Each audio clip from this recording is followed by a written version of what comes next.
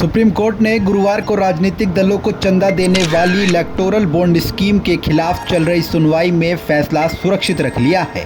Supreme court ने भारतीय चुनाव आयोग से राजनीतिक दलों को 30 दिसंबर तक इस बॉन्ड के जरिए मिले चंदे का पूरा ब्यौरा 2 सप्ताह के अंदर सील बंद लिफाफे में दाखिल करने के लिए कहा था। चीफ जस्टिस DY चंद्रचूड़ की अध्यक्षता वाली 5 जजों की संविधान पीठ ने यह आदेश उन याचिकाओं पर सुनवाई करते हुए दिया जिसमें इलेक्टोरल बॉन्ड स्कीम को चुनौती दी गई है। आइए आपको बताते हैं कि इलेक्टोरल बॉन्ड व्यवस्था क्या है और इसे क्यों चुनौती दी गई थी।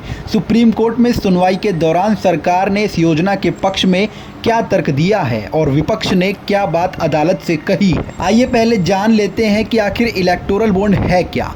केंद्र सरकार ने 29 जनवरी 2018 को कानून के जरिए इलेक्टोरल बॉन्ड योजना को लागू किया था। इसके तहत सरकार एक तरह का फाइनेंशियल बॉन्ड जारी करती है जिसे राजनीतिक दलों को चंदा देने वाले व्यक्ति या कंपनी को भारतीय स्टेट बैंक की चुनिंदा शाखाओं से खरीदना होता है। इसके बाद यह बॉन्ड किसी भी राजनीतिक दल को सौंपकर चंदा दे सकता है। इसके लिए उसे अपना नाम जाहिर करने की ज़रूरत नहीं होती है, यानी चंदा देने वाला गुमनाम रह सकता है। बैंक की तरफ से इलेक्टोरल बॉन्ड 1000 रुपये, 10,000 रुपये, 1 लाख रुपये, 10 लाख रुपये और 1 करोड़ रुपये मूल्य के जारी किए जाते हैं। यह बॉन्ड महज 15 दिन के लिए ही जारी किए जाते हैं, यानी इसी दौरान राजनीतिक दल को इनका भुगतान लेना होगा। ये बॉन्ड जनवरी, अप्रैल, जुलाई और अक्टूबर के महीने में ही खरीद के लिए उपलब्ध कराए जाते हैं। अब आपको बताते हैं कि इलेक्टोरल बॉन्ड खरीदने की जरूरी योग्यताएं क्या थीं।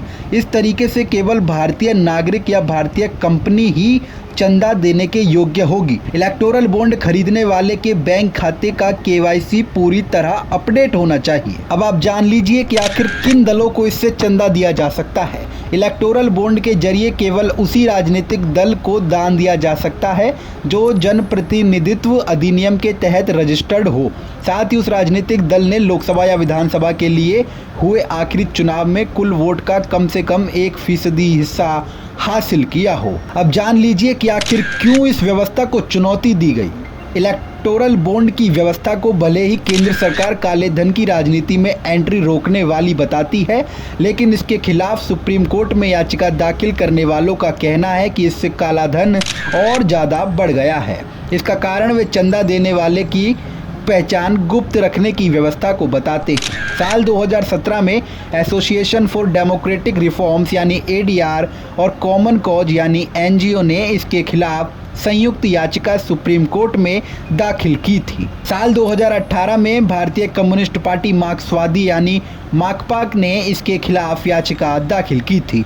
इसके खिलाफ डॉक्टर जया ठाकुर ने भी याचिका दाखिल कर रखी थी। करीब 8 साल से इस मामले में सुनवाई चल रही थी। अब सुनिए कि आखिर याचिका दाखिल करने वालों ने तर्क क्या दिया है। इस व्यवस्था से सरकार से लाभ लेने के इच्छुक कंपनियों की गुमनाम फंडिंग के फ्लड गेट खुल गए हैं। दूसरा ये कि इससे चुनावी भ्रष्टाचार बढ़ गया है, लेकिन वैध तरीके से, साथ ही राजनीति में विदेशी हस्तक्षेप की राह खुल गई है। तीसरा कि FCRA में संशोधन कर भारत में सहायक कंपनियां रखने वाली विदेशी कंपनियों के लिए राजनीतिक फंडिंग देने की राह खुल गई है। चौथा ये कि फंडिंग देने की इस राह के कारण अपना एजेंडा लागू करने के इच्छुक इंटरनेशनल लॉबिस्ट्स भारतीय राजनीति में एंट्री ले पा रहे हैं। और पांचवा और अंतिम ये कि चंदा देने वालों की गोपनीयता भारतीय नागरिक के जानने के अधिकार का उल्लंघन है। संविधान के अनुच्छेद 19(1)(a) का उल्लंघन है। अब विपक्ष ने जो मांग रखी है वो ये है कि सत्तारूढ़ पार्टी को घूस देने का नया जरिया इलेक्टोरल बॉन्ड हुआ है। सुप्रीम कोर्ट में सुनवाई के दौरान याचिकाकर्ता ने इस योजना में सत्ताधारी पार्टी को मिले सबसे ज़्यादा चंदे पर सवाल उठाया। उन्होंने कहा कि इलेक्टोरल बॉन्ड से 99% चंदा सत्तारूढ़ दलों को मिला है। साल 2016 से 17 में 21 से 22 के बीच 7 राष्ट्रीय और 24 क्षेत्रीय पार्टियों को इलेक्टोरल बॉन्ड के जरिए कुल 9,188.35 करोड़ का चंदा मिला है। इसमें सत्ताधारी भाजपा को 5,271 करोड़ के लगभग चंदा मिला है। वहीं कांग्रेस को 992 करोड़ एआईटीसी को 767 करोड़ और एनसीपी को 63 करोड़ रुपए का चंदा मिला है।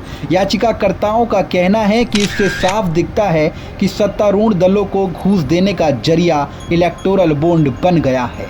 चंदा देने वाले सरकारी नीतियों से फैसले तक को प्रभावित करते हैं, जो लोकतंत्र के बुनियादी सिद्धांतों के खिलाफ है। और आखिर सुप्रीम कोर्ट ने चंदे का ब्यौरा मांगते हुए कई बड़ी बातें कही, यह आपको सुनना जरूरी है।